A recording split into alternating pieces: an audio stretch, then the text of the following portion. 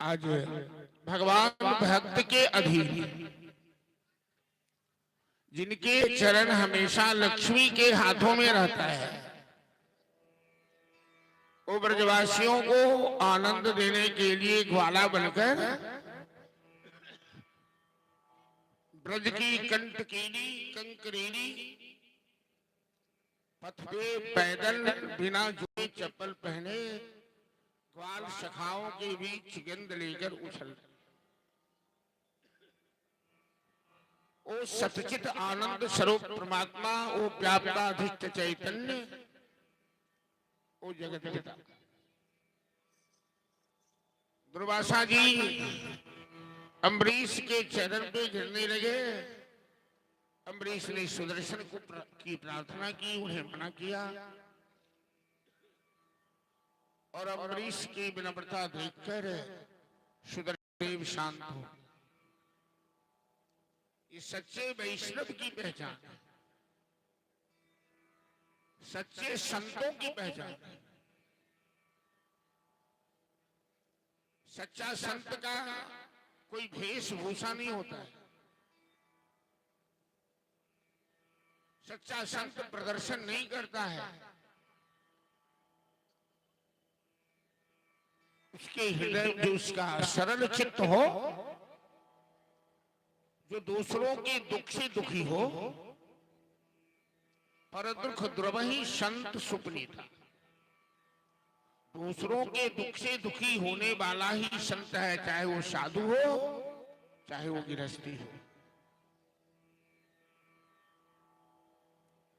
अम्बरीश गृहस्थी जरूर थे, लेकिन सच्चे वैष्णव थे, सच्चे संत थे, सच्चे योगी थे। उन्होंने दुर्वासा जी का अपराध नहीं किया था, लेकिन दुर्वासा जी के पीछे जब सुदर्शन पड़ा और दुर्वासा जी 3 लोग के चक्कर लगाए,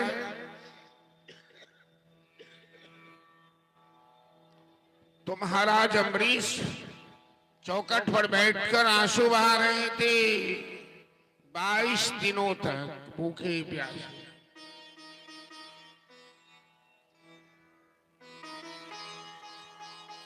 उसी वंश में सगर नाम के राजा हुए। राजा सगर 99 अश्वमेध यज्ञ किया। 100 अश्वमेध यज्ञ करने वाला स्वर्ग का राजा इंद्र होता है। सगर ने 100वां अश्वमेध यज्ञ प्रारंभ किया।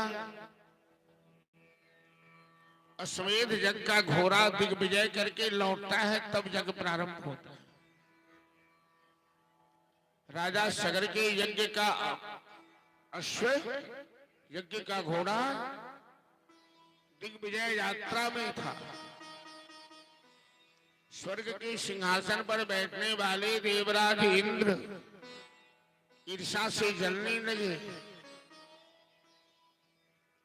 यदि सगर का ये सामा यज्ञ संपन्न हो गया निर्विघ्नतया, तो सगर इंद्र बन जाएगा, हमें इंद्रासन छोड़ना पड़ेगा।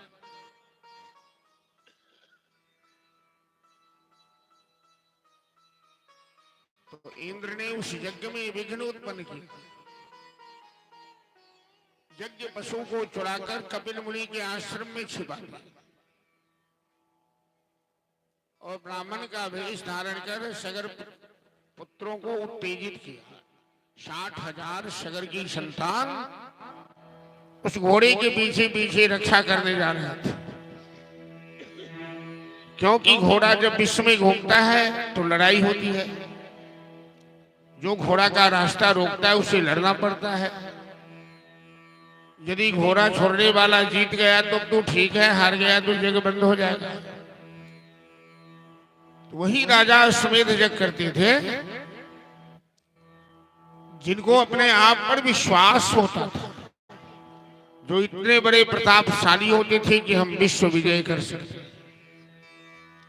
60,000 सगर पुत्र ब्राह्मण की बात सुनकर गंगा सागर कपिल मुनि के आश्रम में गए।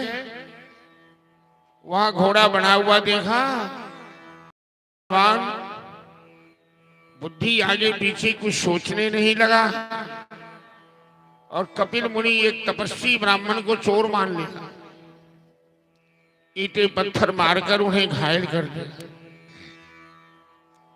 जब कपिल मुनि को क्रोध नहीं सहन हुआ, अति संघर्षण कर जो कोई अनल प्रकट चंदन थी, तो कपिल मुनि के मुंह से अग्नि की ज्वाला निकली और 60,000 सगर के पुत्र जलकर राख हो गए। हाहाकार मच गया, सगर का यज्ञ अधूरा रहा। सगर के दूसरे पुत्र समंजस महाराज पता लगाते गंगा सागर आए। उन्होंने कपिल मुनि की प्रार्थना की।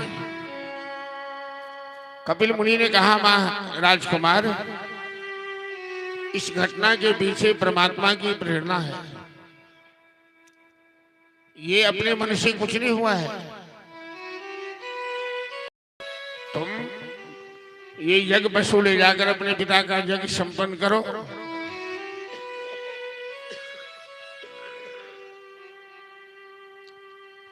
और गंगा को स्वर्ग से धरती पर लाने के लिए तपस्या करो। सगर पुत्र असमंजस महाराज पिता का यज्ञ संपन्न कर तपस्या करने चले। उनके जीवन का अंत हुआ, गंगा माता प्रसन्न हुई। उनके पुत्र अंशुमान तपस्या करने गए, उनके जीवन का भी अंत हो गया। गंगा माता प्रसन्न हुई। उनके पुत्र दिलीप तपस्या करने गए, उनके जीवन का भी अंत हो गया। 3 पीढ़ी ने गंगा को स्वर्ग से धरती पर लाने के लिए अपना बलिदान दिया। 4थे पीढ़ी में दिलीप के पुत्र महाराज भगीरथ हुए।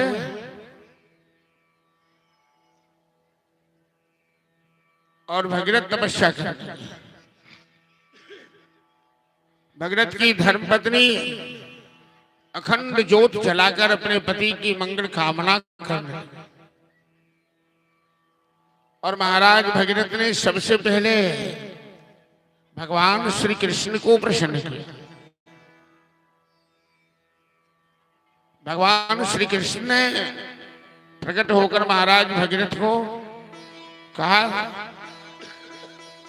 मेरे आदेश से गंगा तुम्हें दर्शन देने वाली है, चिंता मत करो।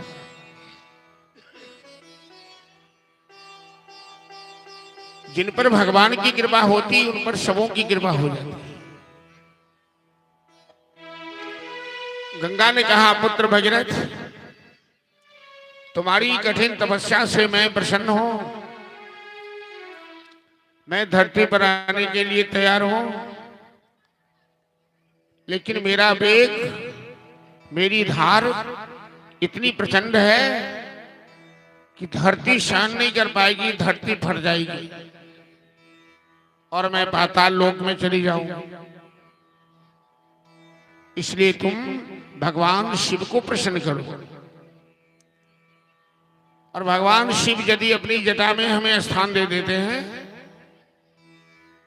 तो मैं आसानी से धरती पर आ जाऊंगा। भगीरथ ने भगवान शिव को प्रसन्न किया।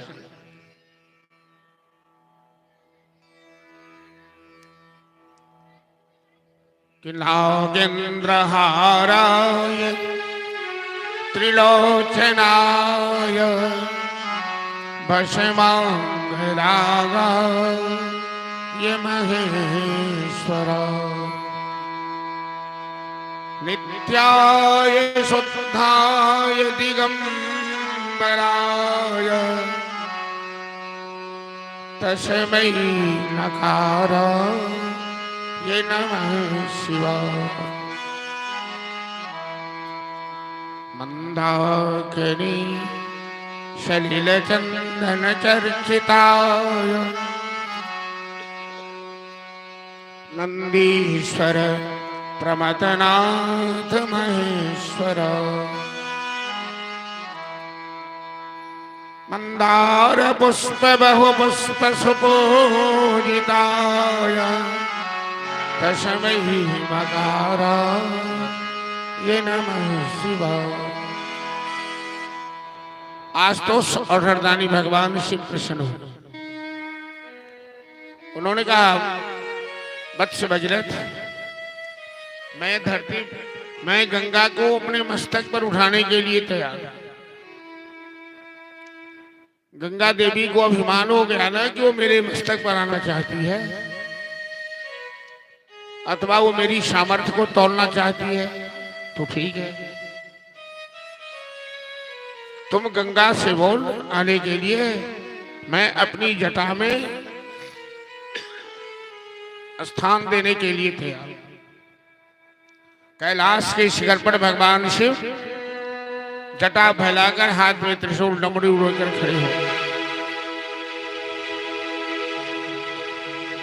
महाराज भगीरथ ने गंगा माता से प्रार्थना की कि ब्रह्मांडम खंडयन्तीं हरसि रसि जटा वल्लीमुल्लासयन्तीं स्वरलोकातापतन्तीं कनकगिरिगुहा गण्डशैलास्खलन्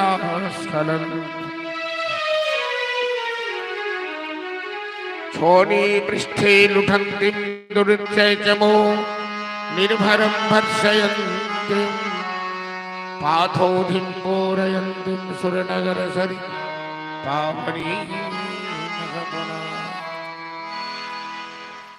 गंगा की उत्पत्ति कैसे है? गंगा भगवान के चरण में छिपी हुई थी, राधा रानी के भय से। देवी भागवत में एक कथा है। और जब बामन के बलि के दरबार में भगवान ने बामन रूप धारण किया,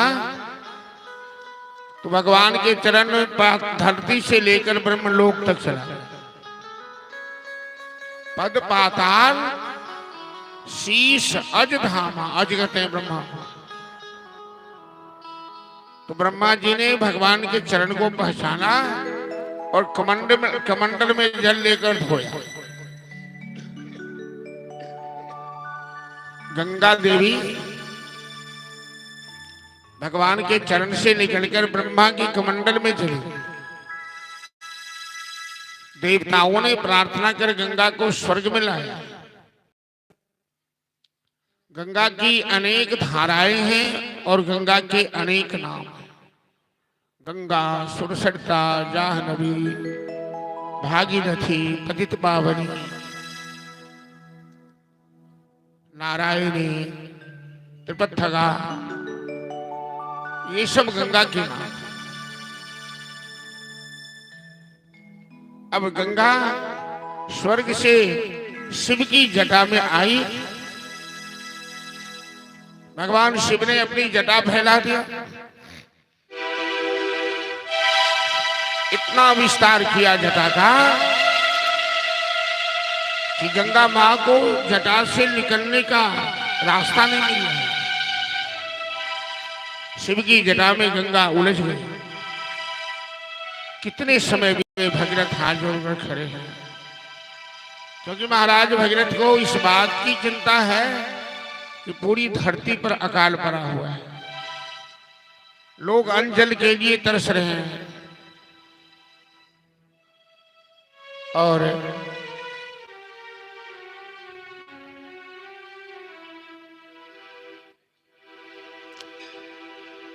इनके बिना गंगा जल के पावन स्पर्श से धरती का सौभाग्य लौटने वाला है। उन्होंने भगवान शिव से प्रार्थना कि जटाटवी जलज्वल प्रवाह भावित स्थले जले बलम बलम बिताम्बुजंग तुंगमाली डमड्डमड्डमड्डमन्निनादबड्डमरवयम् चकार चंड तांडवम तनोतु नः शिव शिवम् जटाकटाह संभ्रमं भ्रमं मिलिम्ब निर्झरी विलोल वीचि वल्लरी विराजमान मूर्धनि धगद धगद धगद ज्वलल्ललाट पट्टपावके किशोर चंद्र शेखरे रवि प्रदीक्षणम्। महाराज भगीरथ की विनम्रता देखकर भगवान शिव ने जटा को संकुचित किया और शिव की जटा से गंगा निकली, कैलाश से नीचे आई, गंगोत्री होती हुई भारत भूमि को स्पर्श हुआ और जैसे पावन गंगा जल का स्पर्श भारत भूमि को हुआ, देवराज इंद्र प्रसन्न होकर वर्षा करने और आगे आगे महाराज भगीरथ दौड़ते जा रहे हैं, पीछे पीछे गंगा की धारा बहती जा रही है। हिमालय से निकलकर गंगा ऋषिकेश हरिद्वार होते हुए पूरे भारतवर्ष को दो भाग में बांटती हुई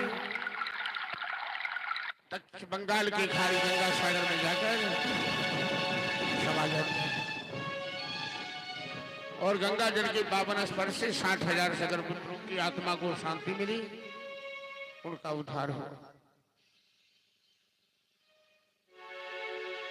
जरा सोच सकते हैं कि हमारे देश में भारत माता ने कैसे कैसे सपूतों को जन्म दिया है। अपना पेट तो सब भरता है, अपने बाल बच्चा का लालन पालन तो सब करता है, लेकिन जो समाज के लिए जीता है, जो देश के लिए जीता है, वो महापुरुष कहलाता है। आज गंगा वितरण की कथा हो रही है आपके यहाँ। कल हनुमान जी की प्रतिमा नगर भ्रमण की और आज हनुमान जी की प्राण प्रतिष्ठा हुई है और जरा सोच सकते हैं कि ऐसा सौभाग्य किसी गांववासी को नहीं मिला होगा कि इंद्रदेव प्रसन्न होकर के वर्षा करके इस यज्ञ को पवित्र बना दिया।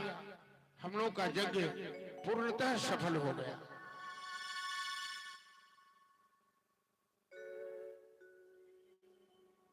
गंगा माता के आगमन से पूर्व ही इंद्रदेव प्रसन्न होकर वर्षा करके इस यज्ञ को सफल बना दिया।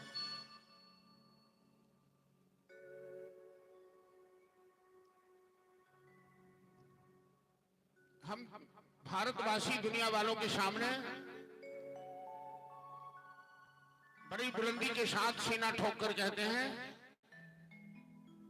कि हम उस देश के वासी हैं, हम उस देश के वासी हैं जिस देश में गंगा बहती है।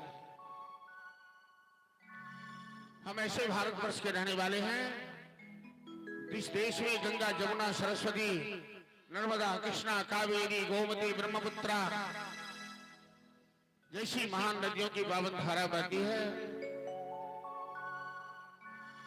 भारत के लिए भगवान का एक वरदान है गंगा, सच पूछो तो इस देश की पहचान है गंगा।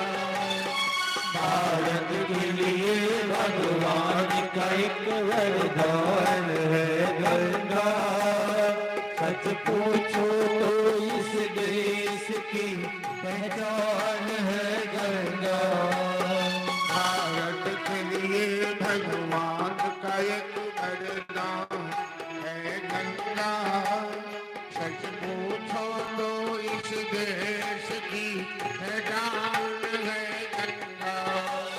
भारत के लिए भगवान का एक वरदान है गंगा। सच पूछो तो इस देश की पहचान है गंगा। हर हर गंगे हर हर, हर हर गंगे हर हर, हर हर गंगे हर हर, हर हर गंगे हर हर। गिरिराज हिमालय की बेटी महान है गंगा। भारत माता के मस्तक का अभिमान है गंगा। गिरिराज हिमालय की बेटी महान है गंगा। भारत माता के मस्तक का अभिमान है गंगा। यह अपनी मातृभूमि पर एक एहसान है गंगा। लाखों करोड़ों होठों की मुस्कान है गंगा। गंगा ही हिंदुस्तान, हिंदुस्तान है गंगा। सच पूछो तो इस देश की पहचान है गंगा। भारत के लिए भगवान का एक वरदान है गंगा। सच पूछो तो इस देश की पहचान है गंगा। लाखों करोड़ों मंदिर है इसके किनारे। मंगल ध्वनिया होती है जहाँ शाम सगारे। लाखों करोड़ों मंदिर है इस चेहरे किनारे। मंगल ध्वनियाँ होती है जहाँ शान सकाले। युग युग से इस महाकाल हमारे भाग्य समारे। यह जहाँ गई बन गए वहाँ पर तीरथ सारे। यह अपनी मातृभूमि पर एक शान है गंगा। सच पूछो तो इस देश की पहचान है गंगा। भारत के लिए भगवान का एक वरदान है गंगा। सच पूछो तो इस देश की पहचान है गंगा। हर हर गंगे हर हर, हर हर गंगे हर हर, हर हर गंगे हर हर, हर हर गंगे हर हर। बोल गंगा महाराज की जय। भारत माता की जय।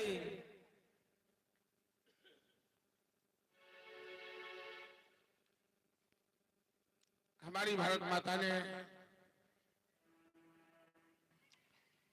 ऐसे सपूतों को जन्म दिया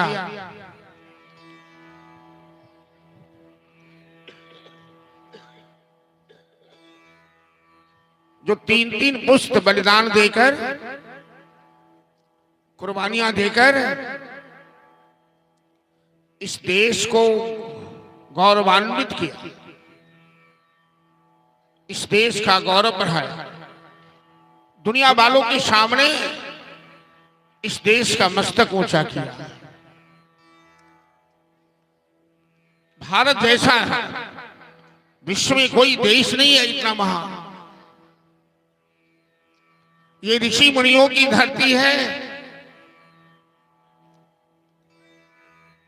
इस देश में कदम कदम पर धर्म का बंधन लगा हुआ है। समय समय पर ऋतु बदलती है, समय समय पर त्योहार बदलते हैं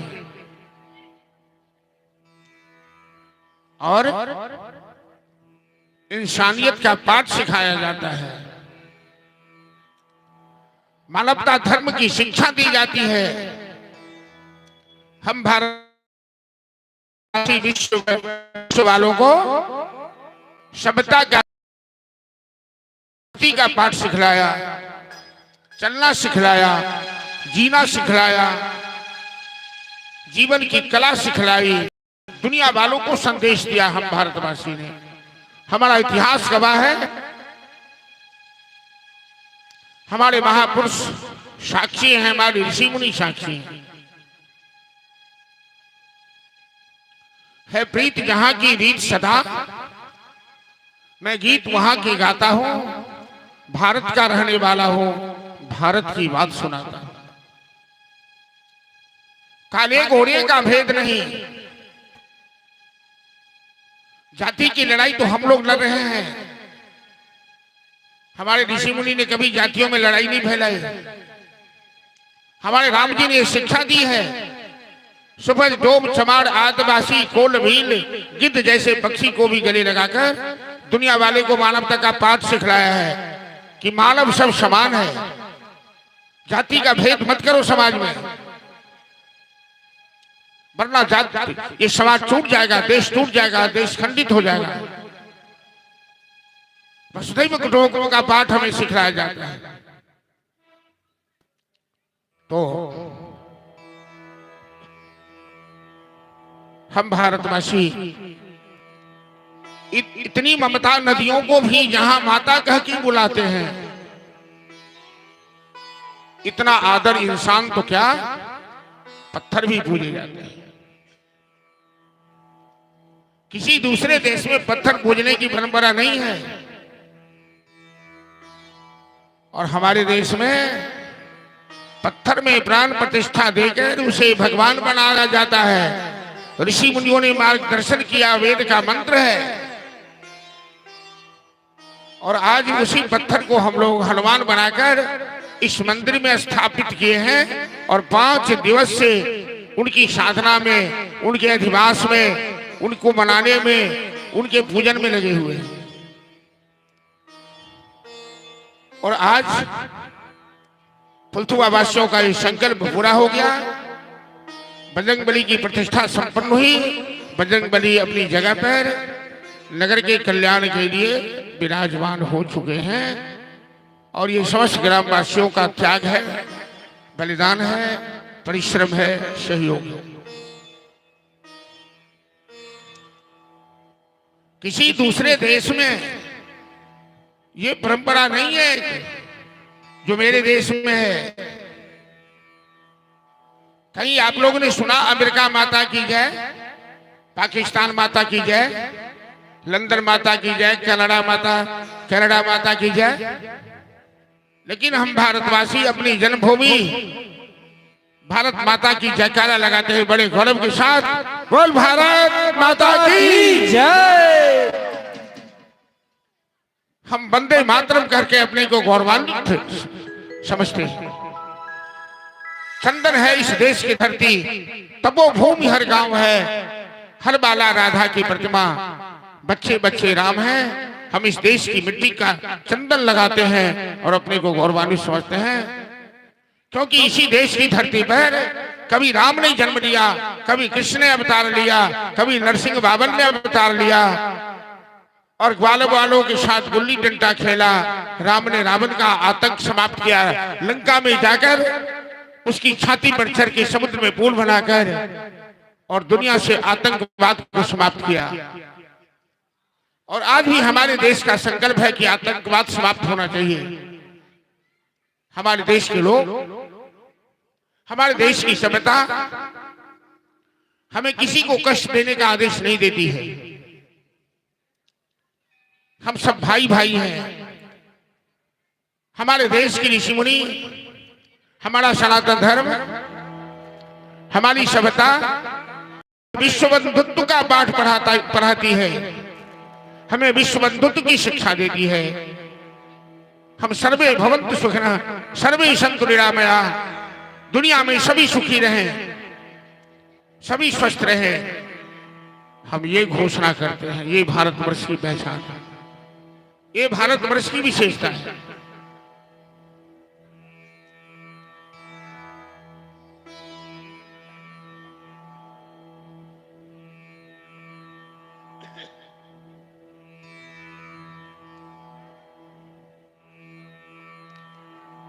आपने किसी देश में सुना कि गाय को माता कह के पूजा हो?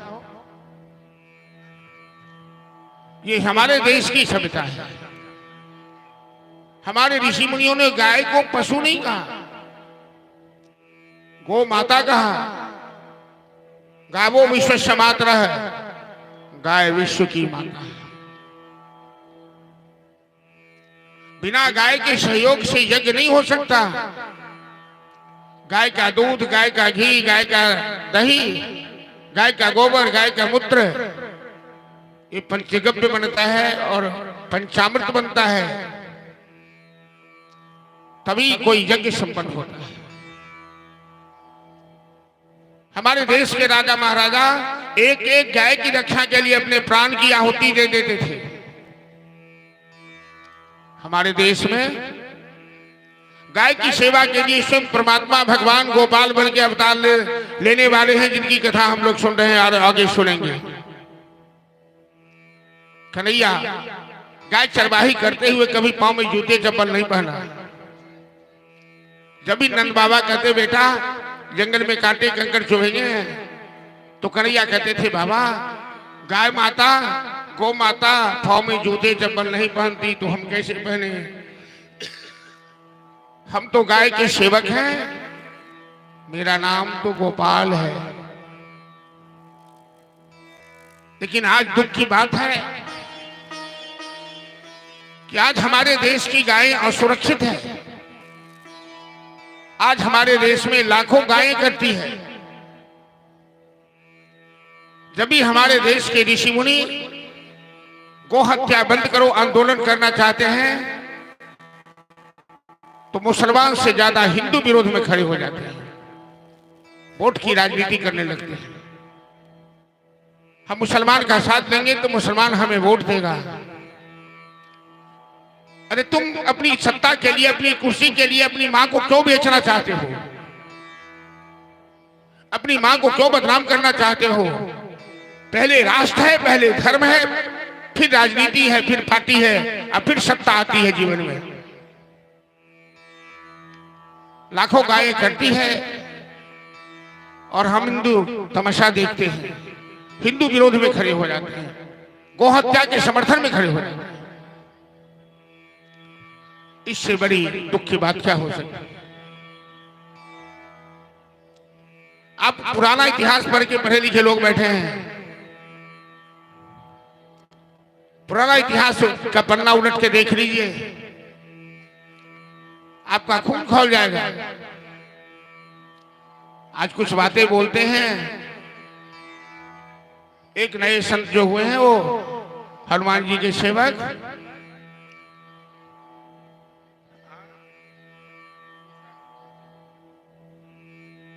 बागेश्वर धाम जी, जबकि उनको उतने इतिहास की जानकारी नहीं है, वो बस बोलते हैं, बस इतना ही। 12 बार पुराना इतिहास पढ़ के देखिए कि 12 बार इस देश को मुसलमानों ने लूटा। गजनी ने लूटा, हुन ने लूटा, कनिष्क ने लूटा, और ऊंट की पीठ पर लाद कर यहां से सोने चांदी विदेश ले गया। हमारे वेद शास्त्र को जलाया, हमारे देश के मंदिर को तोड़ा, नालंदा विश्वविद्यालय में आग लगा दी, जहां हमारे देश के जितने भी धरोहर धर्म ग्रंथ थे सभी जला दिए।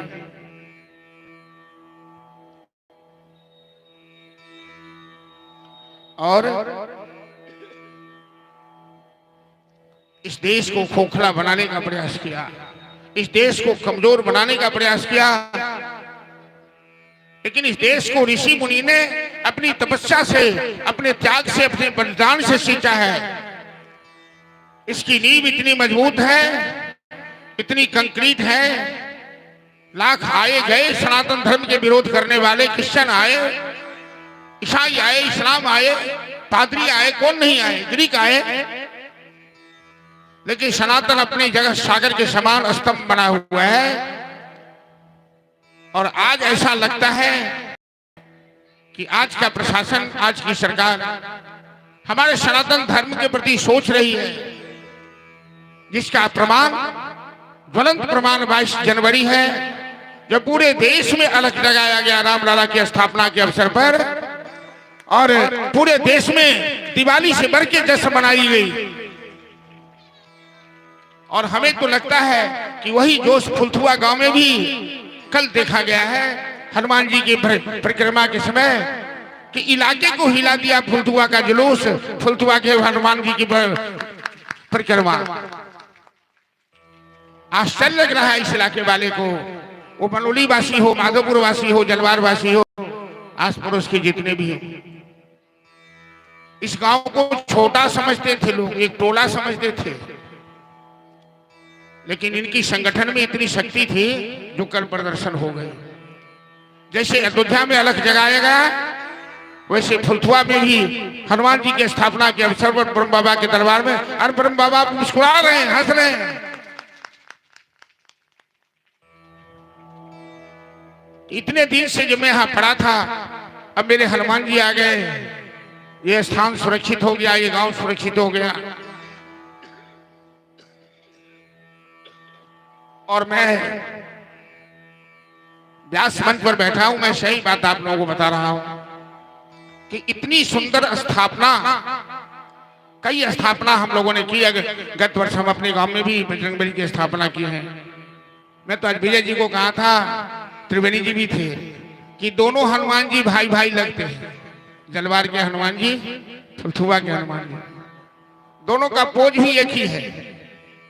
वो 1 साल पहले आए, 1 साल बाद आए, लेकिन जो स्थापना यहां उत्साह से की गई, वो मेरे गांव में भी नहीं हो पाया, वो जोश नहीं था।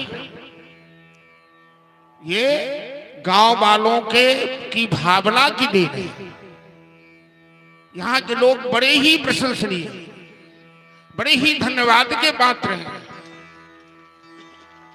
कि एक बोली यहां से घोषणा की जाती है और लोग दौड़ पड़ते हैं, जो जिस हालत में होते हैं वैसे ही दौड़ पड़ते हैं। तो भक्तों, हमारा देश मजबूत है, हमारे देश की नींव ऋषि मुनियों ने डाली है। अपने देश पर गौरव करो, जननी जन्मभूमि पर गौरव करना चाहिए।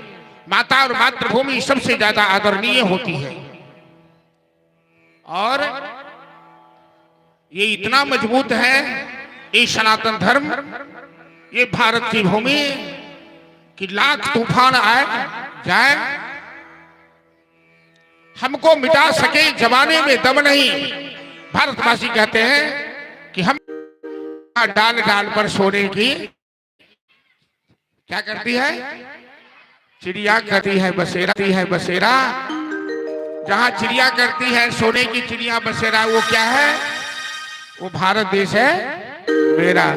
चलिए तो भजन आप लोग सुनिए राहुल जी से, और ताली बजाकर भजन में साथ दीजिए, और अपने हृदय में राष्ट्र भक्ति भरी। Hello Radhe, hello Shri Radhe Radhe, hello Radhe Shri Radhe Radhe Shri Radhe, hello Radhe, hello hello. गुरुर् ब्रह्मा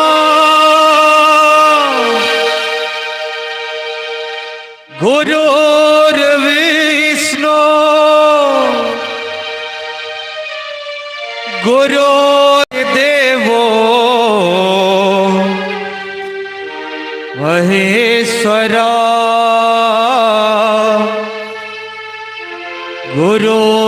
गुरुर्साक्षात् परम ब्रह्म तस्मै श्री गुरुवे नमः। बोले भारत माता की जय।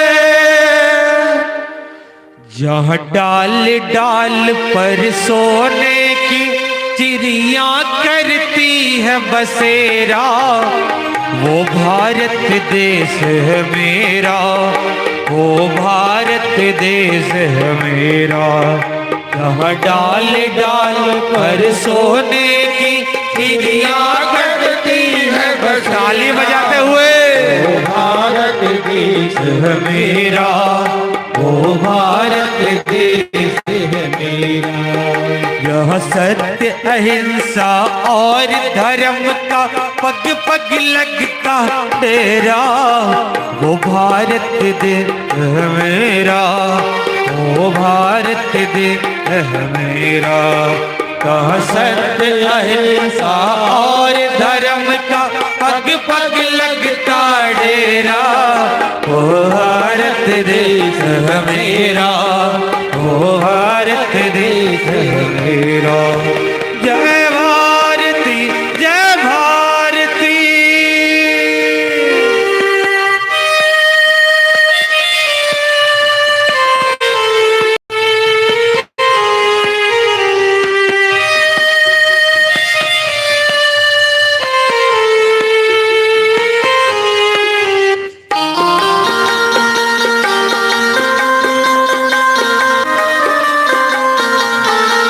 जय हो।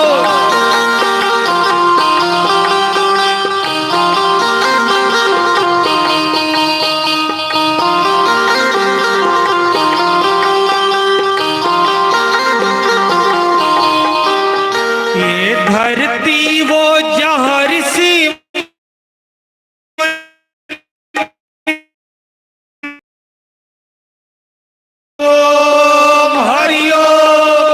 हर बालक एक मोहन है और राधा एक वाला, और राधा एक वाला।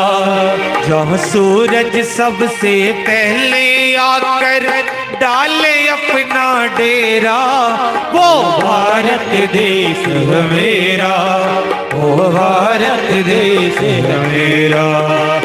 डाल डाल पर सोने की चिड़िया करती है बसेरा, वो भारत देश है मेरा, वो भारत देश है मेरा।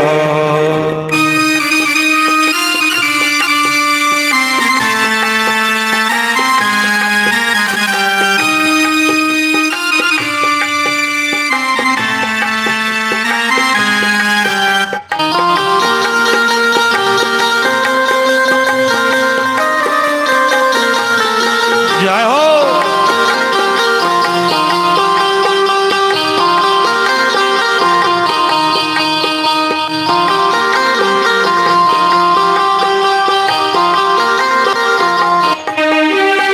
जहाँ गंगा यमुना कृष्ण और कावेरी बहती जाए, यह गंगा यमुना कृष्ण और कावेरी बहती जाए। जहाँ उत्तर दक्षिण पूरब पश्चिम अमृत पिलवाए, जहाँ उत्तर दक्षिण पूरब पश्चिम अमृत पिलवाए, ओ ये अमृत पिलवाए। जब राग रंग और हंसी खुशी का चारों ओर बसेरा, वो भारत देश है मेरा, वो भारत देश है मेरा। तो डाल डाल पर सोने की चिड़िया करती है बसेरा, वो भारत देश है मेरा, वो भारत देश है मेरा। जय हो।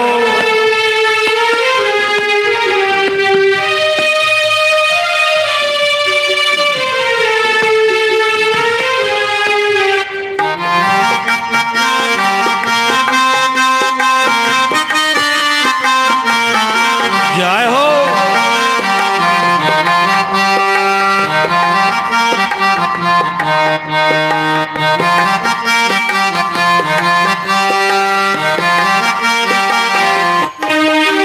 तो जहाँ आसमान से बातें करते मंदिर और शिवालय, यहाँ आसमान से बातें करते मंदिर और शिवालय, किसी नगर में इसी द्वार पर कोई न ताला डाले, इसी नगर में किसी द्वार पर कोई न ताला डाले, कोई न ताला डाले। और प्रेमिक बंसी जहां बजाता आए शाम सवेरा, वो भारत देश है मेरा, वो भारत देश है मेरा। यहाँ डाल डाल पर सोने की चिड़िया करती है बसेरा, वो भारत देश है मेरा, वो भारत देश है मेरा। जहाँ सत्य अहिंसा और धर्म का पग पग लगता डेरा, वो भारत देश है मेरा, वो भारत देश है मेरा, वो भारत देश है मेरा, वो भारत देश है मेरा। और भारत माता की जय। से Yadav Sundeshwar Yadav ward member ward number 13 उनकी तरफ से 100 रुपए का पुरस्कार है। जोरदार ताली बजा देंगे। बहुत बहुत धन्यवाद। जो भरा नहीं है भावों से, जिसमें बहती रसधार नहीं, हृदय नहीं है, हृदय नहीं वह पत्थर है जिसमें स्वदेश का प्यार नहीं। जननी और जन्मभूमि से बढ़कर और कुछ भी नहीं होता है। हमारे देश में जन्म लेने के लिए देवता भी ललायित है। गायन्ति देवा गण गीत गानी, धन्यास्तुते भारत भूमि भागा। स्वर्ग के देवता भी ललायित है कि भारत देश में हमारा जन्म हो। ये रामकृष्ण की भूमि है, ये सती अनुसुईया और सुकन्या की भूमि है, ये चंद्रगुप्त और सम्राट अशोक की भूमि है। और हम लोग जहां बैठे हैं वो विदेह राज, योगीराज, राजा जनक की भूमि है।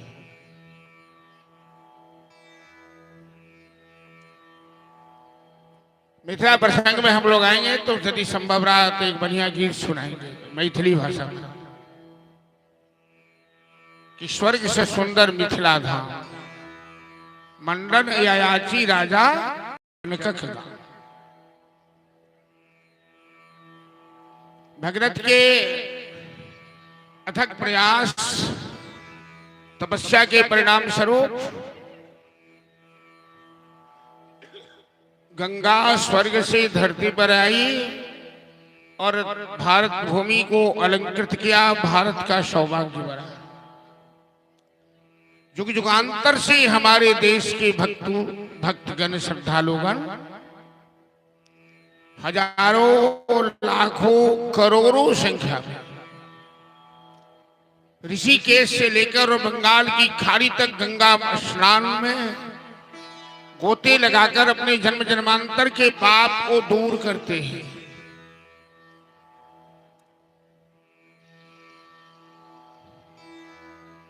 उसी भगीरथ के पुत्र हुए खटवांग महाराज, खटवांग के पुत्र हुए दिलीप महाराज। गाय को ऋषि मुनि ने माता क्यों कहा? जहां गाय की सेवा होती है वहां वंश की वृद्धि होती है, वहां वंश का नाश नहीं होता है। राजा दिलीप को कोई पुत्र नहीं हो रहा था तो गुरुजी ने कहा कि गौ सेवा करो, गौ माता के आशीर्वाद से तुम्हें पुत्र होगा। विश्व का सम्राट होते हुए अपनी पत्नी सुदक्षिणा के साथ 21 दिन तक गुरुकुल में रहकर उन्होंने गाय की सेवा की। उनकी महारानी ने गाय का बथान साफ किया और राजा दिलीप ने गाय की। एक दिन गौमाता ने राजा दिलीप की परीक्षा ली कि मेरी सेवा केवल स्वार्थ के लिए कर रहा है कि इसके अंदर गाय के प्रति भक्ति भाव भी है।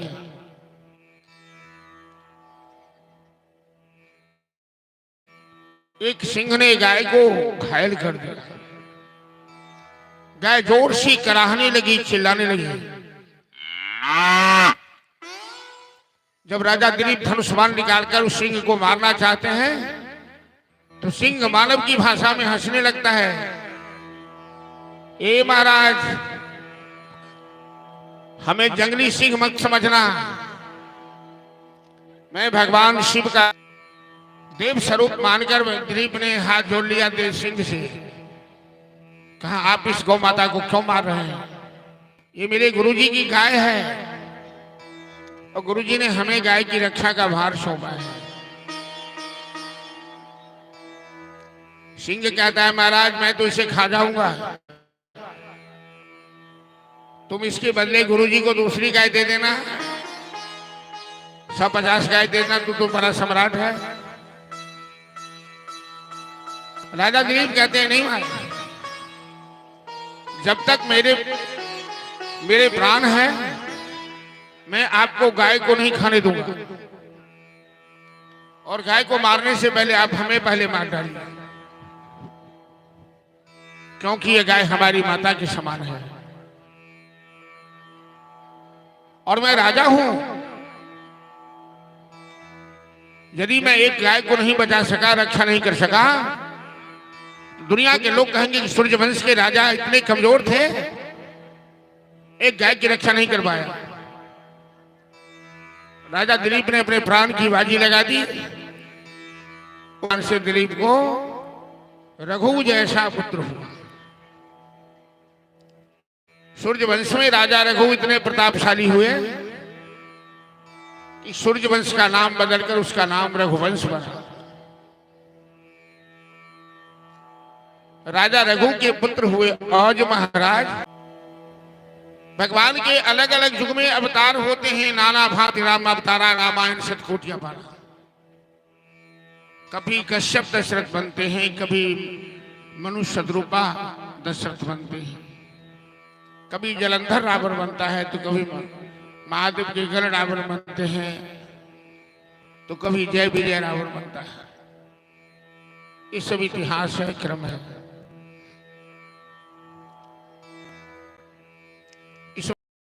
महाराज दशरथ हैं, वो एक ब्राह्मण है। एक ब्राह्मण 1000 तुलसी दल नित्य शालिग्राम पर चढ़ाते थे मंदिर में जाकर, ठाकुरबाड़ी में जाकर। एक दिन मंदिर के पीछे एक पिशाचिन रो, प्रेतात्मा को पिशाचिन कहते हैं। ब्राह्मण देवता ने पूछा, क्यों रो रही हो, क्या कष्ट है? पिशाचिन ने कहा, महाराज मैंने अगले जन्म में अपने पति के साथ विश्वासघात किया, इस पाप से हमें पिशाचिन योनि हुई है, हमें बहुत कष्ट है। महाराज आप 1000 तुलसी पत्ता रोज शालिग्राम पर चढ़ाते हैं, यदि आप हमें एक दिन का पुण्य दे दें तो हमें इस पिशाच योनि से मुक्ति मिलेगी।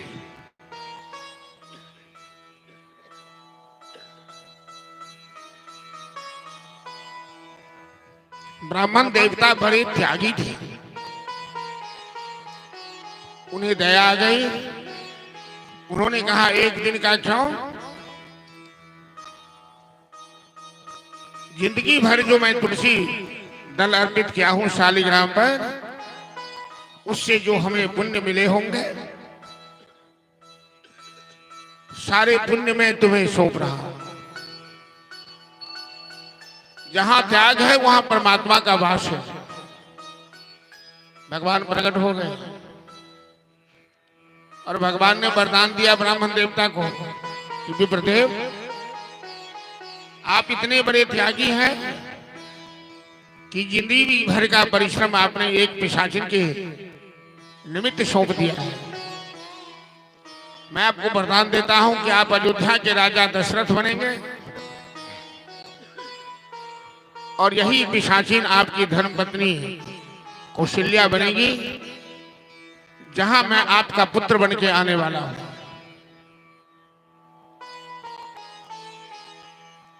दशरथ की उम्र 60,000 वर्ष की है। अभी तक कोई पुत्र नहीं था। एक बेटी हुई तो किसी ज्योतिषी ने बताया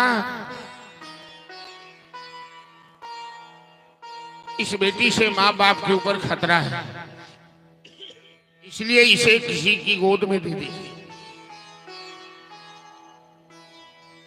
अपने मित्र राजा रोमपाद को दशरथ जी ने शांति नाम की बेटी सौंपी। अब कोई संतान नहीं है। दशरथ जी संतान की आवश्यकता ही नहीं समझ रहे थे। अयोध्या की प्रजा इन्हें पिता के समान मानती है और अयोध्या की प्रजा को ये के समान मानती है। कभी कभी महापुरुषों के जीवन में कुछ ऐसी वार्ता हो जाती है, घटना घट जाती है, जिससे पूरे संसार का भाग्योदय हो जाता है, कल्याण हो जाता है। दशरथ जी ने एक दिन मृगा का शिकार किया। मृगा अपनी जान बचाने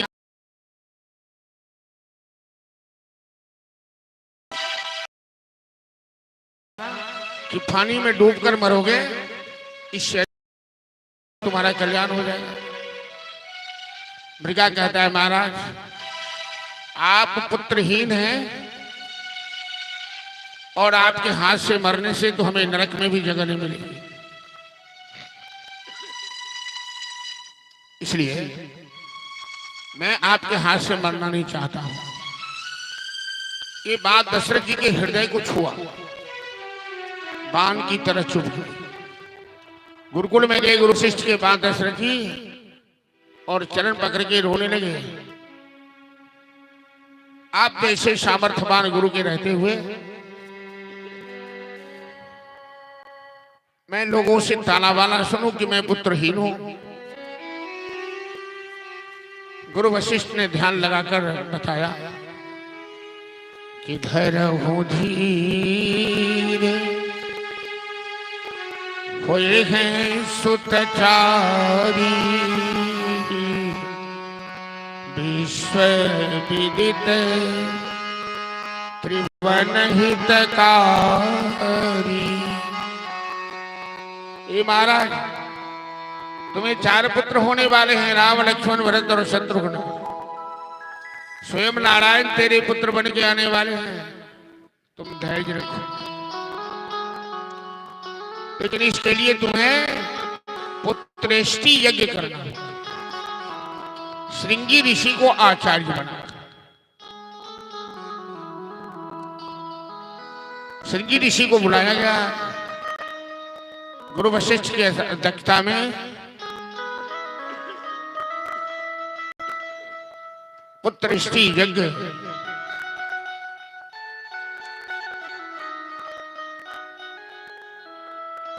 और अग्निदेव प्रसन्न होकर सोने के पात्र में खीर प्रसाद लेकर प्रकट हुए उस यज्ञ से, हवन कुंड से। महाराज दशरथ को खीर प्रसाद दिया और गुरु से आदेश लेकर दशरथ जी ने तीनों रानियों में खीर बांटा। आधा कौशल्या को दिया, आधा का 2 भाग कर सुमित्रा और कैकेयी को दिया। कैकेयी महाराज की सबसे सुंदरी रानी है, राजनीति की जानकारी रखने वाली है। और एक बार देवासुर संग्राम में दशरथ जी गए थे देवताओं को मदद करने, तो इनके प्राण संकट में पड़े तो कैकेयी ने इनके प्राण बचाए। लेकिन कैकेयी का स्वभाव बड़ा उग्र है। कैकेयी की वाणी बड़ी कर्कशा है। कैकेयी खीर नहीं खाई, महाराज से झगड़ा करने लगी कि आपने हमें सबसे पीछे क्यों दिया, क्या आपने हमसे ब्याह नहीं किया है, क्या मैं आपकी धर्मपत्नी नहीं हूं। महाराज दशरथ के हृदय को बड़ा ठेस तो बुढ़ापे में यज्ञ किए कि भगवान हमें किसी तरह पुत्र दे दे, गोद आबाद कर दे। और रानी ने कर्कश वाणी बोलकर दशरथ के हृदय को ठेस पहुंची। जो पति को ठेस पहुंचाती है न महिला, उसका जीवन खुद दुखी हो जाता है। इस बीच में क्या हुआ, एक चील आई, चिल्होड़ जगरा कहे थी, और केकई के हाथ से सारा प्रसाद लेकर उड़ गई, एक झपट्टा।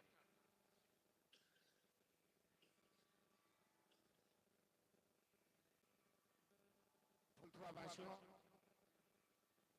आज बड़ा ही सुंदर प्रसंग है राम जी के जन्म का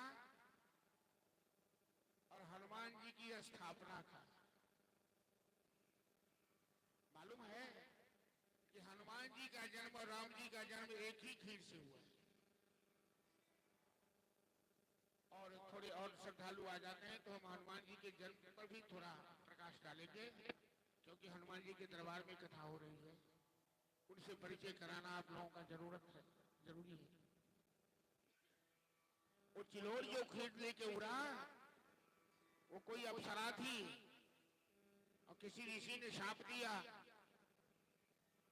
तो जब वो प्रार्थना की, जिस दिन तुम प्रसाद लेकर अंजनी के हाथ में गिरा दोगे, तुम्हें चिल जोली से मुक्ति मिलेगी। वो खीर लेकर वो चिल उड़ता जा रहा था, पवन देव ने ऐसा झोंका मारा उस चिल को कि चिल का चेहरा सुकरने लगा। और हनुमान जी की माता अंजना देवी दक्षिण भारत में वृषभाचल पर्वत तपस्या कर रही थी, जहाँ वेंकटेश महादेव विराजमान थे। महादेव मंदिर में पहाड़ पर वो तपस्या कर रही थी हनुमान जी की माता अंजना देवी। केसरी की धर्म पत्नी है अंजना, और कुंजर के पुत्र है केसरी महाराज। पवन देव के झोंके से चिल की चोंच से प्रसाद गिरा, और पवन देव की सहायता से वो प्रसाद सीधे अंजना माता के हाथ में आया। अंजना माता ने इसे महादेव का वरदान समझकर इस प्रसाद को पा लिया, और माता अंजना ने गर्भ धारण किया, जिस गर्भ से अंजनी कुमार हनुमान जी का जन्म होता है। हनुमान चालीसा की एक चौपाई है, शंकर सुवन केसरी नंदन तेज प्रताप। तो हनुमान जी शंकर के पुत्र हैं, पवन के पुत्र हैं और केसरी के पुत्र। शरीर से उनके पिता है केसरी, आशीर्वाद है महादेव का, और सहयोग है पवन देव का। तीनों रानियां, अब केकई के हाथ में प्रसाद नहीं बचा तो केकई तो रोने लगी, लेकिन राम की माता कौशल्या देवी बड़ी भोली भाली, बड़ी सीधी, उन्होंने अपने प्रसाद का आधा भाग केकई को दे दिया। तो सुमित्रा कौशल्या का अनुकरण करती थी, जो कौशल्या करे वही सुमित्रा करती, दोनों में शौचिया भाव नहीं था। बड़ी बहन बड़ी दीदी मानती थी सुमित्रा लक्ष्मण की माता, तो सुमित्रा ने भी आधा दे दिया केकई के हाथ। इसलिए इनके दो पुत्र हुए, इन दोनों को एक एक पुत्र हुए। तीनों रानियां ने गर्भ धारण किया, क्योंकि राम कथा में हम लोग नहीं बैठे हैं, भागवत कथा में बैठे हैं। और आज तो हम सोचे थे राम विवाह का उत्सव मनाएंगे, राम विवाह के प्रसंग की चर्चा करेंगे, लेकिन आज ऐसा लगा पंडाल के बीच कि 3 दिनों से लोग परिश्रम करते करते थक गए हैं। कल तो इतना परिश्रम हुआ, इतनी लंबी यात्रा हुई, धूप गर्मी का समय, रात में भी आना पड़ा, फिर दिन में आना पड़ा। तो आज लोगों के चेहरे पे थकान होगी और कम संख्या में लोग आए। हमारे आपके गांव के बड़े अच्छे संगीतज्ञ हैं राम उद्गार जी। बड़ा अच्छा स्वर है उनका और कई बार उनका गायन सुने हैं और उनको भी मंच पर बुलाएंगे, थोड़ा शरीर से अस्वस्थ थे। आपके गांव की कीर्तन मंडली भी बड़े अच्छे। मेरे गांव में राम जानकी मंदिर में बहुत सहयोग किया।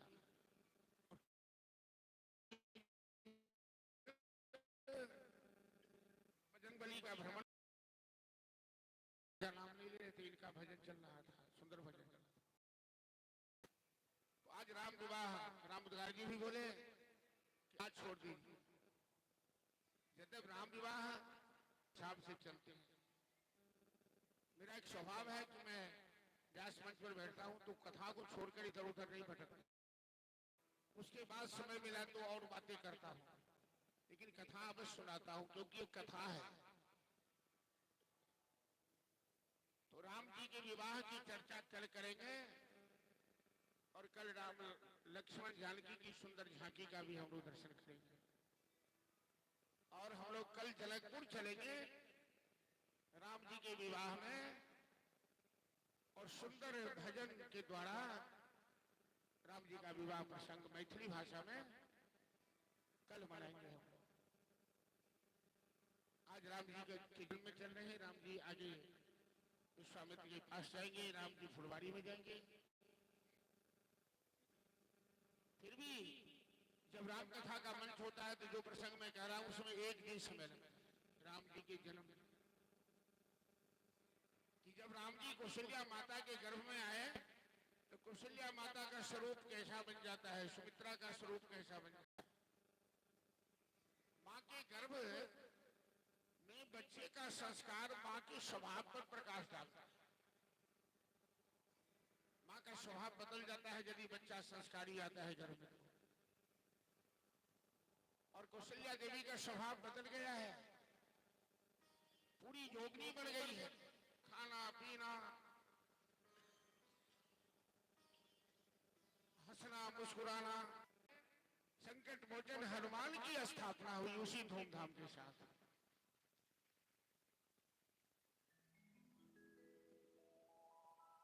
चैत मास मधुमास बीरा, अवधपुरी यह चरित प्रकाश। बस एक महीना के बाद रामनवमी भी आ रही है। चैत मास शुक्ल पक्ष नवमी तिथि के 12 बजे दिन में राम जी का जन्म माता कौशल्या के गर्भ से, लक्ष्मण का जन्म सुमित्रा के गर्भ से, भरत और शत्रुघ्न का जन्म माता कैकेयी के गर्भ से होता है। सूर्य वंश में सूर्य का रथ कभी रुकता नहीं है, लेकिन आज अपने वंश में अनंत कोटि ब्रह्मांड आदि नायक परमपिता परमेश्वर का प्राकट्य देखकर भगवान सूर्य ने अपना रथ रोक दिया। मैंने गोस्वामी तुलसीदास जी लिखते हैं बालका कि मास दिवस का दिवस मरम न जाने को,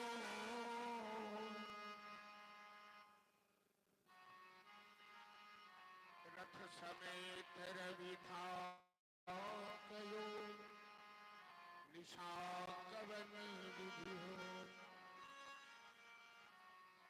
सूर्यदेव रथ रोक दिया 1 मास के लिए, 1 मास का दिन हो गया, सूर्यास्त हुआ नहीं। चंद्रदेव छटपट कर रहे हैं, ये सूर्यदेव कितने बड़े स्वार्थी हैं। प्रभु का दर्शन लाभ वही ले रहे हैं, हमें दर्शन का लाभ नहीं मिलेगा। तो चंद्रदेव राम जी के सामने रोने लगे, प्रभु प्रभु ये मेरे लिए तो पक्षपात का काम हो रहा है। सूर्यदेव अस्त होने का नाम नहीं लेते, मैं कैसे दर्शन करूंगा, ये घोर अन्याय है। राम जी कहते हैं चिंता मत करो, तुम बदला ले लेना अगले अवतार में। ये 1 महीना का दिन कर दिए ना, सूर्य का प्रकाश तो बड़ा तेज है, तो तुम कृष्णावतार में 6 महीना की रात कर देना। जब मैं रचाऊंगा तो 6 महीना की रात हो। तो सूर्यदेव से बदला ले लोगे सूद ब्याज के साथ।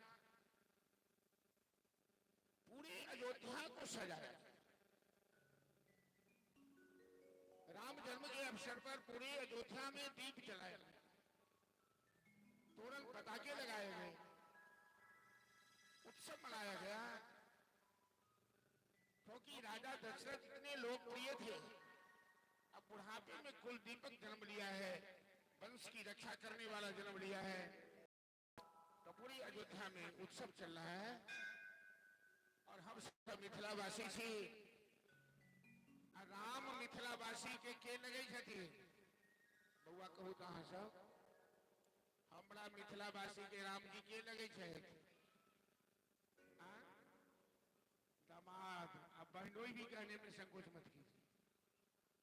जीजा जी कहना मैं पसंद नहीं करता हूं, लेकिन बहनोई कहते मिथिलावासी के दामाद, जनक जी और सुनैना के दामाद और हम लोगों के बहनोई। अरे कुछ दिन पहले मिथिला से एक लड़का, वो जितना बड़ा ही है ना, पगड़ी बांध के रहता है, रविदास, आज बड़ा सुंदर ढाल बजा रहा है रविया, और पहले दिन से सेवा कर रहा है खूब दौड़ दौड़ कर। इतने बड़े बच्चे मामा प्रयागराज हुए जो यहाँ से ठकुआ पूरी लेके गए थे भरदुतिया के दिन, भाई दूज के दिन, जानकी को अपनी बहन बनाने के लिए। भाई बहन का पावन होता है। वो कथा मैं नहीं सुनाने जा रहा हूँ, समय उतना नहीं है। तो मिथिला वासियों का सच सौभाग्य है कि जानकी जो आदि शक्ति जगदम्बा है, जो कभी नवदुर्गा बनकर पूजा लेती है, कभी काली, कभी सरस्वती, कभी महालक्ष्मी बनकर, वो मिथिला की पावन धरती से सीतामढ़ी में जन्म। और राम जी का जन्म अयोध्या में हुआ। पूरे अयोध्यावासी आज राम जी का जन्म महोत्सव मना रहे हैं और मिथिलावासी हैं। तो एक दो भजन कन्हैया महोत्सव तो बड़े धूमधाम से मनाएंगे, क्योंकि भागवत कथा है और राम कथा में राम जी का जन्म महोत्सव मनाया जाता है। लेकिन पूरी उपेक्षा करके नहीं चल सकते, तो एक दो भजन राम जी के जन्म अवसर पर हम लोग जैसे अयोध्यावासी मना रहे हैं, हम फतुआवासी भी राम जी के जन्म अवसर पर एक दो भजन के साथ राम जी का जन्म महोत्सव मनाकर फिर कथा को आगे बढ़ाएंगे।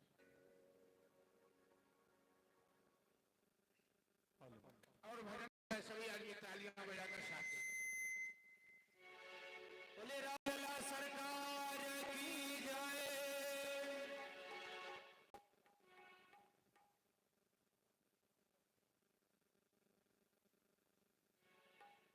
प्रकटे हैं चारों भैया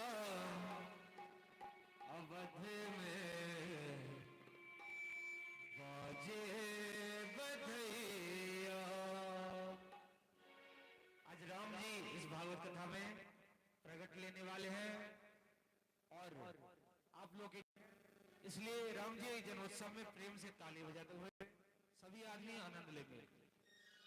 सही बात बतावे छी। जनमंच पर आवे लगलो तो बजन के बेली कोई के लिए प्रणाम करो तो सही इशारा करे छथिन जे हमर इष्ट देव के दुइयोटा भजन नहीं केनो आई जन्म काल में तो बुझ लियो कहली सरकार हेबे करते अहाँ के गदा से सब के डर लगे छै। बजन बड़ी इशारा करके चलो राम जी के जन्म महोत्सव के आनंद। प्रकटे हैं चारों भैया अवध में, बाजे बधैया। प्रकटे हैं चारों भैया अवध में, बाजे बधैया। प्रकटे हैं चारों भैया अवध में, बाजे बधैया। प्रकटे हैं चारों भैया अवध में, बाजे बधैया। बाजे बधैया, बाजे बधैया, बाजे बधैया, बाजे बधैया, बाजे बधैया,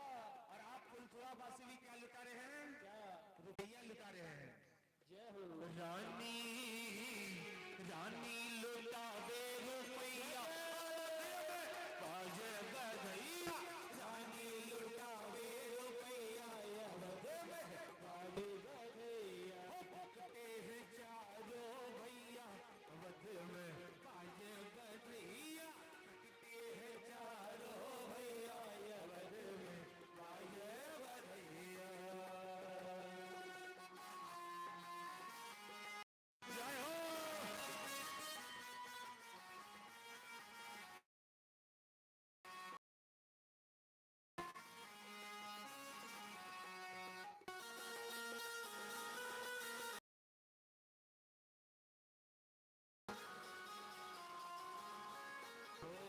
अवधपुरी में आनंद छायो अवधपुरी में आनंद छायो अवधपुरी में तो आनंद छायो ही है। और यहाँ पर फुलथुआ में भी क्या छायो है?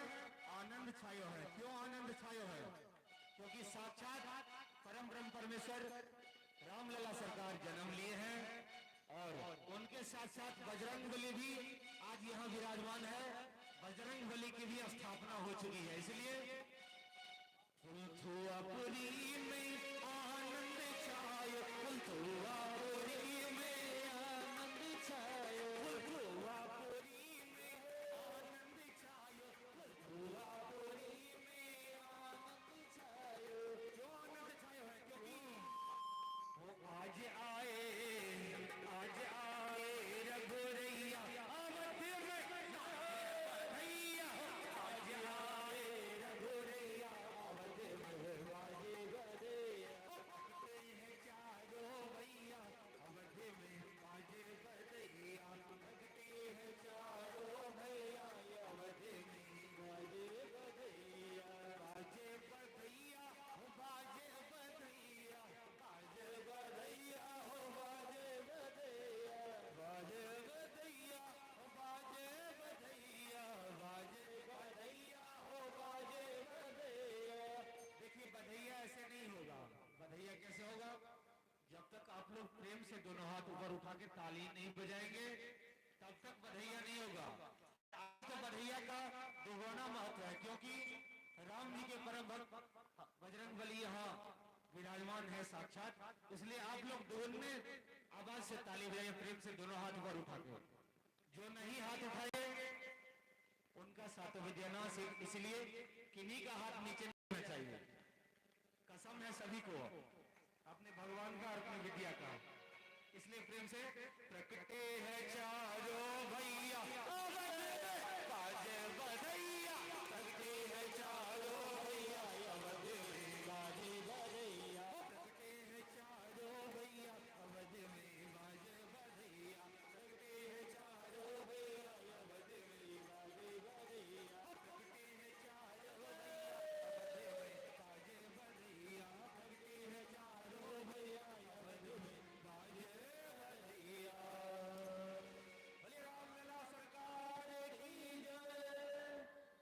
हमरा बुझाई है कि भगवान कृष्ण के जन्मदिन नहीं समरा आज इतने जोश से तो दिन की है किसी को श्री राधे। लेकिन त्रिवेणी जी संसार आदमी सब 10 गो ठार बजे 5 गो तक संभाल देते। देखिए इस सुंदर बधैया पर प्रसन्न होकर बहुत सारे भक्त हैं बहुत हुए हैं पुरस्कार प्रदान किए हैं।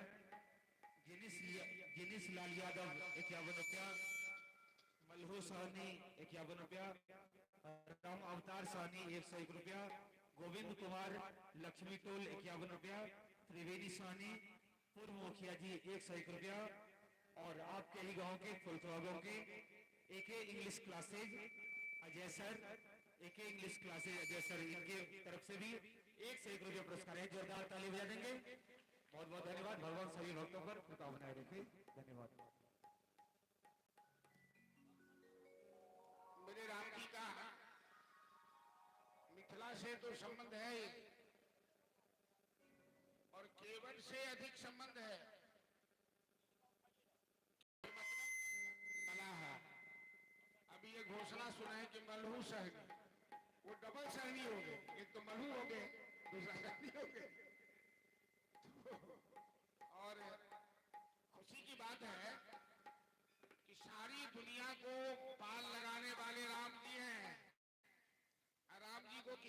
पार किया? राम कथा सुने हैं कभी? राम जी को केवट ने पार किया। आज हमारे त्रिवेणी क्या नाम है, त्रिवेणी सहनी तो मैं नहीं कहूंगा, अब सीताराम बन गए हैं, वैष्णव बन गए। जरा जोरदार ताली बजा दीजिए, बहुत लोग वैष्णव हुए। अब ये राम जी को पार करेंगे लौका लेके, और राम जी को बर्बाद आने दीजिए। चलिए, हमारे मिथिला के किछु पहचान किछु राग हुई। कीर्तन मंडली के सदस्यगण सब छी या जौरा मुद्रा जी ठन बैठले ता तो चली छै। चैतावर, चैत महीना में जे गायल जाय छै ओकरा चैतावर कहै छै। 12 मास आवते में 12 मास के नाम लेल जाय छै।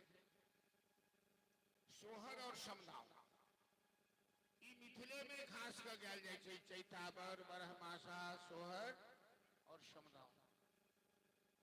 तो सोहर तो गायब कृष्ण के जन्म अवसर पर परसों की कथा में, आई चैतावर भाषा में हम सब राम जी के जन्म महोत्सव मनावी। और कोनो बधिया है राम जी के बाबे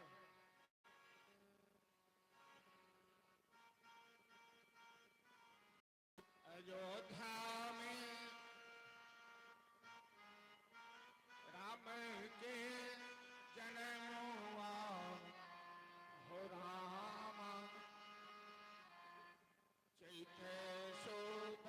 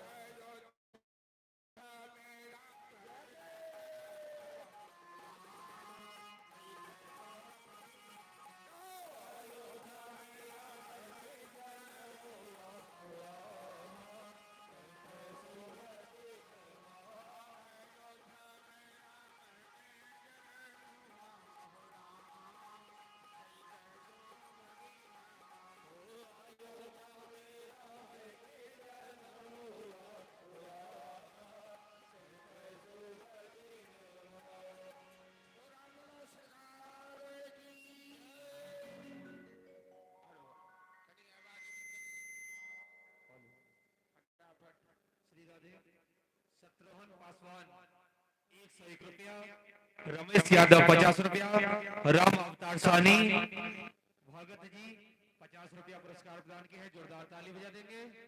बहुत बहुत धन्यवाद। और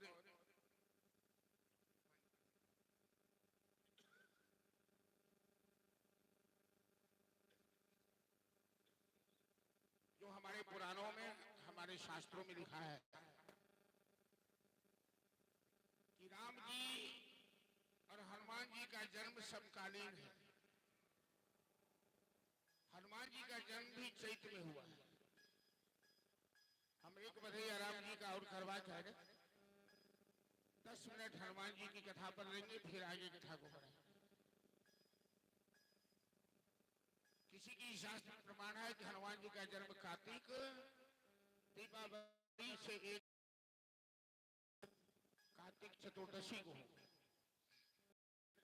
और कहीं कहीं है कि चैत्र में हुआ। जब भी राम जी का जन्म होता है तो बाल स्वरूप का दर्शन करने बाबा भोलेनाथ, और आपके यहाँ भोलेनाथ भी आने वाले हैं। मैं ये नहीं कहता कि भोलेनाथ का मंदिर बनने वाला है, वो तो भोलेनाथ जाने अपना, लेकिन हो सकता है परसों के कार्यक्रम में हम लोग शिव जी की आराधना करेंगे, रुद्राभिषेक का कार्यक्रम हो सकता है। मैं फाइनल घोषणा कर करूंगा। लेकिन राम जी के जन्म में भोलेनाथ अवश्य आ गए अयोध्या। कैसे आए? मदारी का भेष बन। देखो रे एक बाला जोगी अवधपुरी में आया है, संग मारुति संग विराजे, बाल मारुति संग विराजे, वेश मदारी लाए। तो भोलेनाथ मदारी बन के आए, और मदारी बंदर को लेके चलता है ना, तो हनुमान जी छोटा सा बंदर बन के भोलेनाथ के साथ अयोध्या आए। बड़ा अद्भुत लीला है बजरंगबली। और सवेरे सवेरे महाराज दशरथ जी अपने राम को गोद में लेकर घर से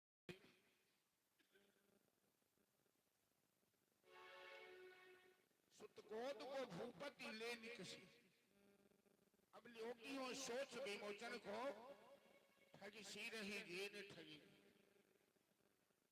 एक अवधपुरवासी कोई सखी कह रही है दूसरी सखी से, अब देश के द्वारे सकारे गई सुत गोद ले भूपति को निकसी। सवेरे सवेरे दशरथ के महल के पास गई थी, कंटोन पर महाराज दशरथ उसी समय अपने पुत्र को गोद में लेकर बाहर, और जिन्हें देखकर मैं घायल हो गई। राम जी दशरथ जी की गोद में, और हनुमान जी छोटे बंदर के रूप में महादेव के साथ। कैसा भक्त भगवान की अद्भुत लीला है। शांति बनाए बच्चे लोग, लोग देश के समाज के कर्णधार हो। आने वाले समय में अभी वो लोग कर रहे हैं, फिर तुम्ही लोगों को करना है। अभी सीखोगे, कथा रखोगे, और अच्छे बच्चे कभी हल्ला नहीं करते।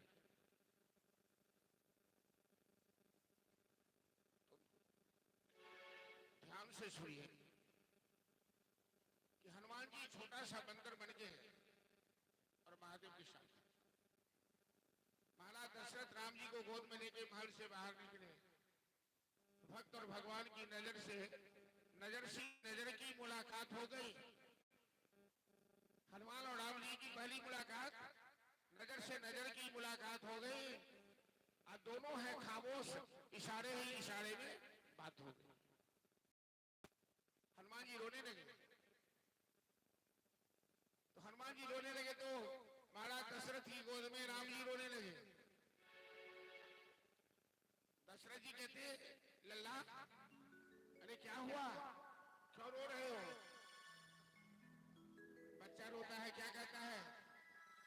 बच्चा अपने माँ बाप से, अपने गार्जियन से क्या मांगता है? खिलौना चाहिए हमें, झुनझुना चाहिए हमें, खिलौना चाहिए, गेंद चाहिए, जो जो खिलौने होते। लेकिन हनुमान जी क्या कहते हैं, राम जी क्या कहते हैं, हमें चाहिए खिलौना। कौन सा खिलौना? ये बाबा के साथ में जो बंदर है वो बंदर है खिलौना में चाहिए। क्योंकि राम हनुमान जी रो रहे हैं, प्रार्थना कर रहे हैं, सरकार कैसे भी जुगाड़ लगाइए, हम नहीं रहना चाहते, हम नहीं जाना चाहते किशनदापुर।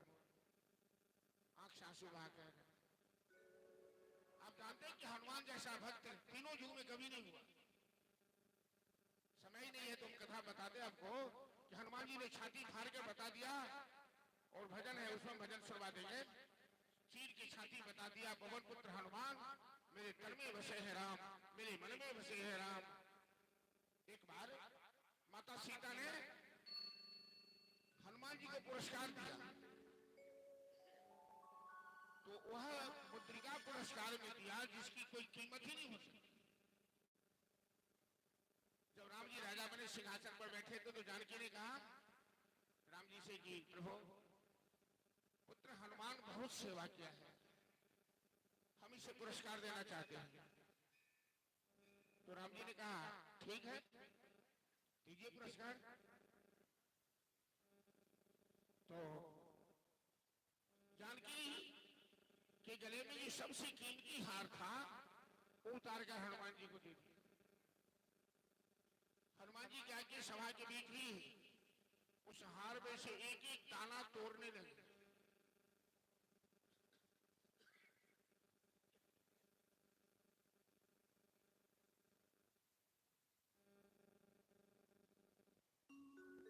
तो हनुमान जी एक एक दाना तोड़ने लगे।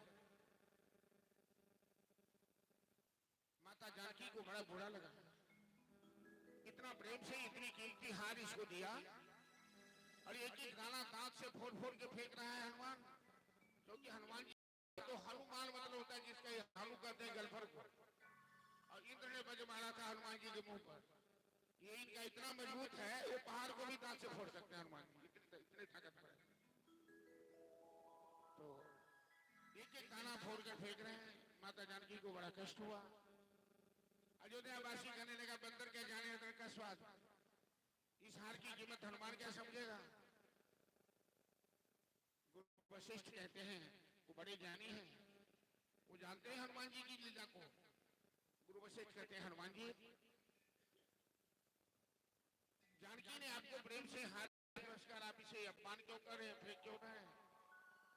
पैसा वहां से पैसा क्या ठहर छी।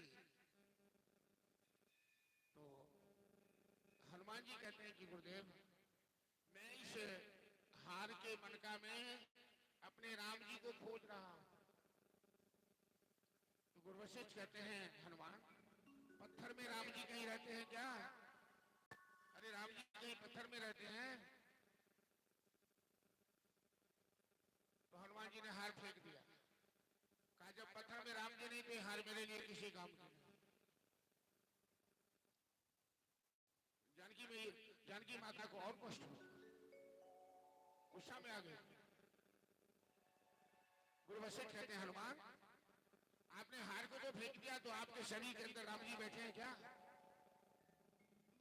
हनुमान जी कहते हैं गुरुदेव क्षमा कीजिएगा, ऐसी बात फिर दोबारा मत कहिएगा कि मेरे शरीर के अंदर मेरे हृदय के अंदर राम जी नहीं है।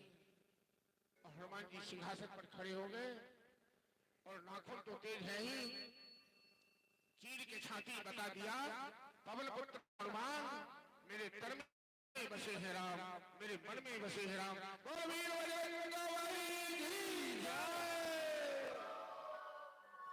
एक राम जानकी सिंहासन पर बैठे हैं और दूसरे राम जानकी हनुमान जी की सीने के अंदर बैठे हैं।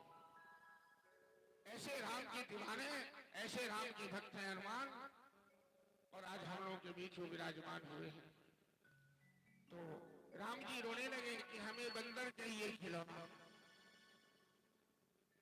दशरथ जी कहते हैं राम कोई अच्छी चीज मांगता तो बंदर कहीं खिलौना हुआ है, नहीं नहीं हमें बंदर चाहिए। दशरथ जी कहते हैं मदारी से आप ये अपना बंदर दे दीजिए ना, जो कीमत चाहिए। भोलेनाथ नखरा करने लगे नहीं नहीं ये बंदर मेरी जीविका का साधन है। इसे नचना पहने मदारी के नाते बिछड़े दो बाई चाई बाई नचे छे बंदर सब।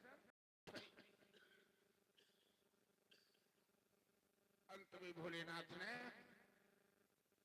हनुमान जी राम जी को, हनुमान जी की रस्सी राम जी को पकड़ा दी।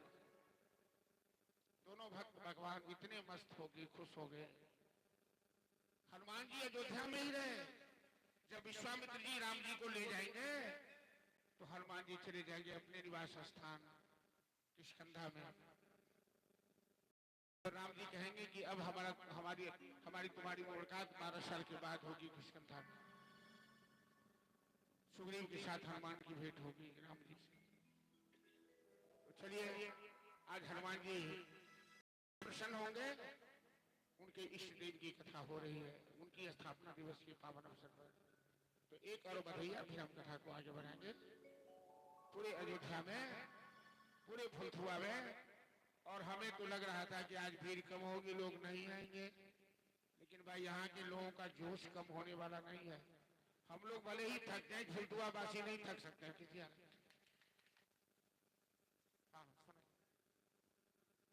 सुनो।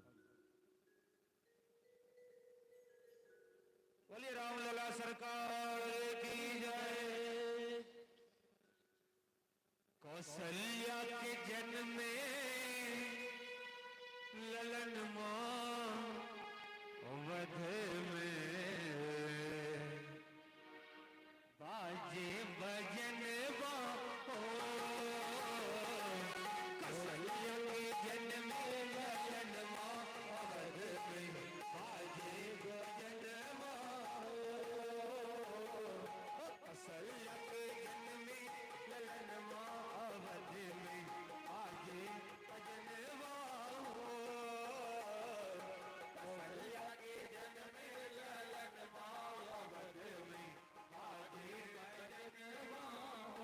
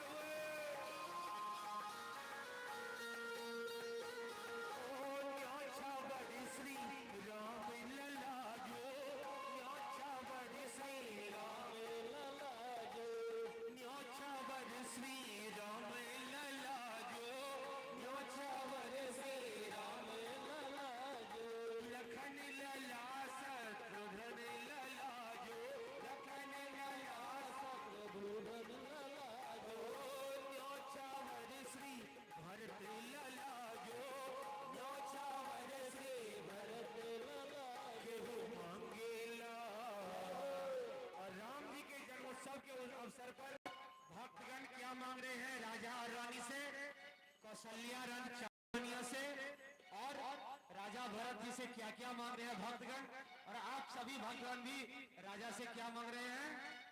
केहू मांगेला तन धन मंगन